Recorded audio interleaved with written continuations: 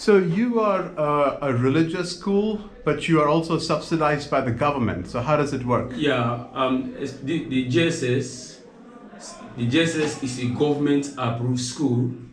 So basically, it is government that is paying with that is paying the teachers. Okay. Yes, for now, the system of this government that we are having, students used to pay school fees before this time, but when we have the intervention of the ASLPP, they have this free quality education.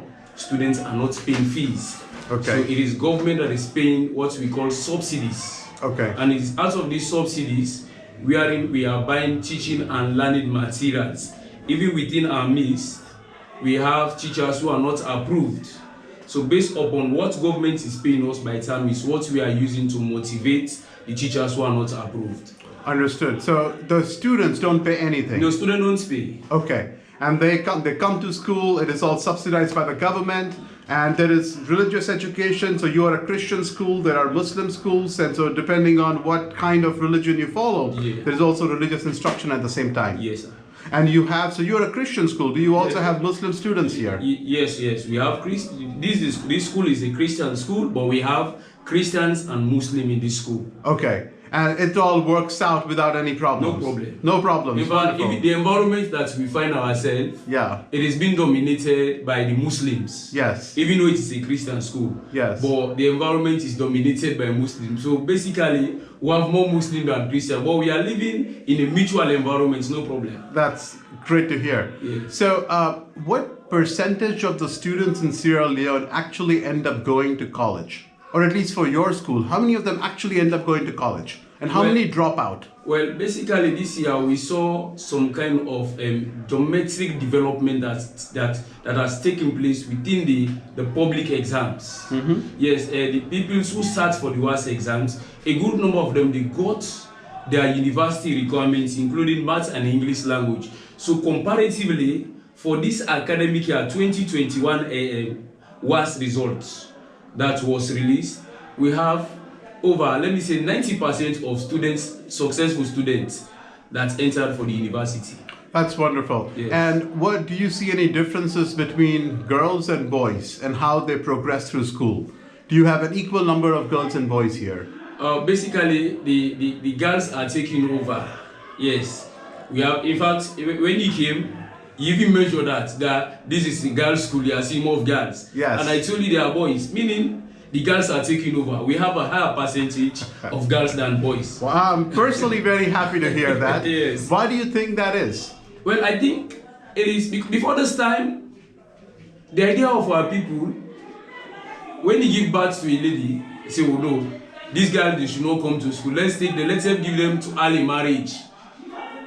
So today, the dynamics, the scenario has changed, because we have seen some female students that persevere, that went through university, they got their master. They are substantive people now. Yeah. So today, people do compare them. So even when they have their girls, they are forcing them to be educated. Yeah, they have more role models and better they are role models. Yes. So they do admire them. Right, and more supportive teachers and principals like you that keep encouraging them, right? Yes. So do you see a lot of girls dropping out in secondary school?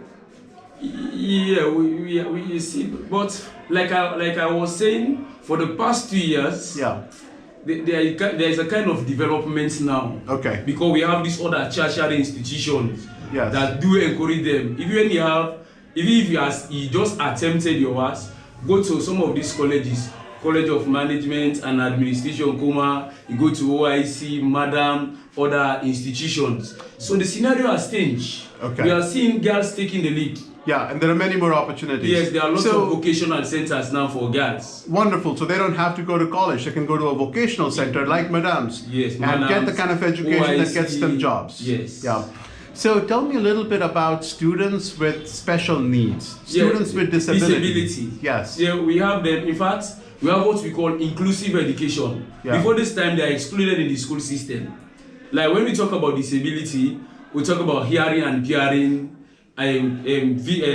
vision, some are myopic, some are presbyopia, albinism. So we try to encourage them because these are some of the things that make people drop out of school. Like for instance, we have like the limb, we don't have disability like limb, because if we would have got that opportunity, there was a lot, it should have been a problem for us because there is no ramp for any access for any disability. So I don't know if that is the reason why we don't have disabled students here. Because let's imagine we have somebody who is disabled with the feet. How can we take that person, how can that person climb this high building? Yeah. It will be impossible for him or her. Yeah. So we are pleading that we have these facilities for disabled students, because our education system talks about inclusive education. Nobody should be left out. So do you have any students with disabilities here? Yeah, the one we picked was myopic.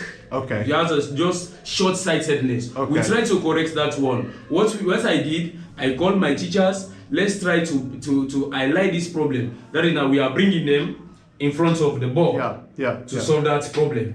We have. So do you have any certification programs or professional development programs for your teachers so that they are better prepared to work with students with special needs? Oh, yeah. Basically, before your arrival, we have the Teaching Service Commission called Lewiland that just train us on this disability, inclusive education, for us to be trying to inculcate our pupils into the school system, for them not to be left out. Okay. Well, I'm happy to hear that. I know you're a busy man, so we really appreciate your time. Thank you so much for sharing your school and your wisdom with us. Yes. Thank you.